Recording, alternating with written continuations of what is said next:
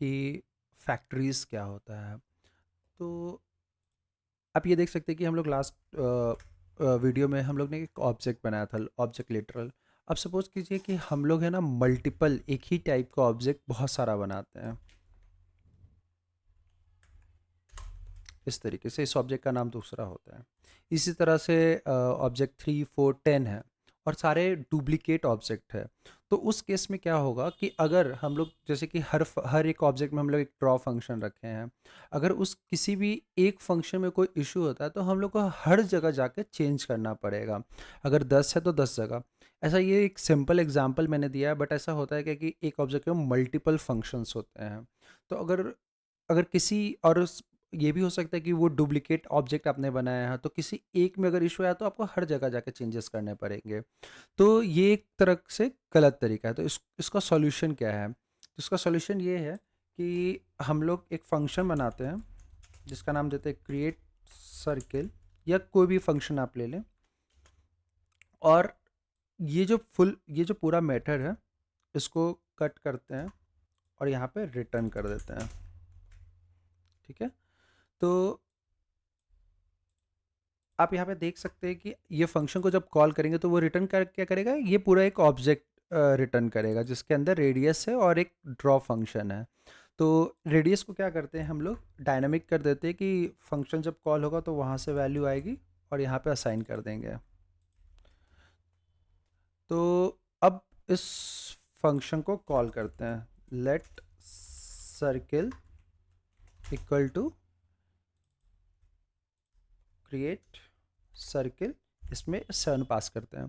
तो सर्किल में क्या आएगा? सर्किल में बेसिकली ये पूरा ऑब्जेक्ट उठ के इस सर्किल में आ जाएगा और फिर सर्किल डॉट रेडियस करेंगे तो जो भी वैल्यू हम लोग पास करा रहे हैं 7 वो रेडियस में जाएगा, और रेडियस में जाएगा तो सर्किल डॉट रेडियस करेंगे तो 7 प्रिंट होगा। अब इसको मैं रन करके दिखा रहा हूँ, अब ये रन हो गया है। तो सिंपल वे में ऐसे समझते हैं कि ये लाइन बाय लाइन कोड चलेगा जावास्क्रिप्ट का। तो ये एक ऑब्जेक्ट है, ये तब तक एग्जीक्यूट नहीं होगा जब तक इस फंक्शन को कॉल नहीं किया जाए।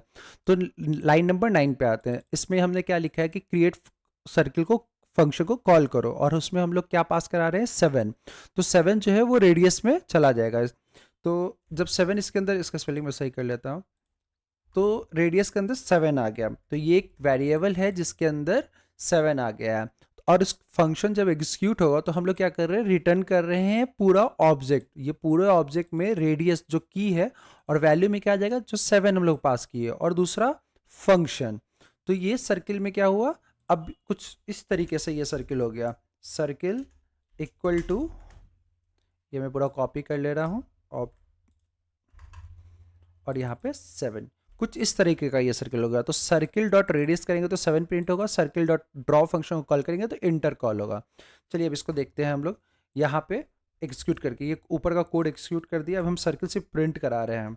तो सर्किल जब प्रिंट करा रहे हैं, सॉरी, सर्किल यहाँ पे प्रिंट करा, तो आप यहाँ पे देख सकते हैं कि इसमें इस सर्किल में रेडियस आ गया और ड्रॉ फंक्शन है। और आप circle co dot draw call कराते हो तो इंटर प्रिंट होगा। तो आप देख सकते हैं यहाँ पे इंटर प्रिंट हो रहा है। तो इसी तरीके से आप मल्टीपल ऑब्जेक्ट क्रिएट कर सकते हैं और अपने अकॉर्डिंग रेडियस का वैल्यू पास कर सकते हैं। तो यही फैक्ट्रीज होता है, इसी को फैक्ट्रीज बोलते हैं।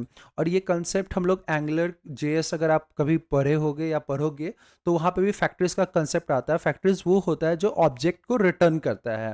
तो यहाँ पे आप देख सकते हैं ये ऑब्जेक्ट को रिटर्न कर रहा है, और अगर अब ये मल्टीपल ऑब्जेक्ट बना देगा।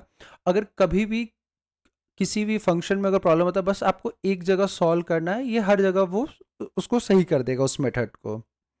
सो आई होप आप लोग को समझ में आया होगा। Thank you.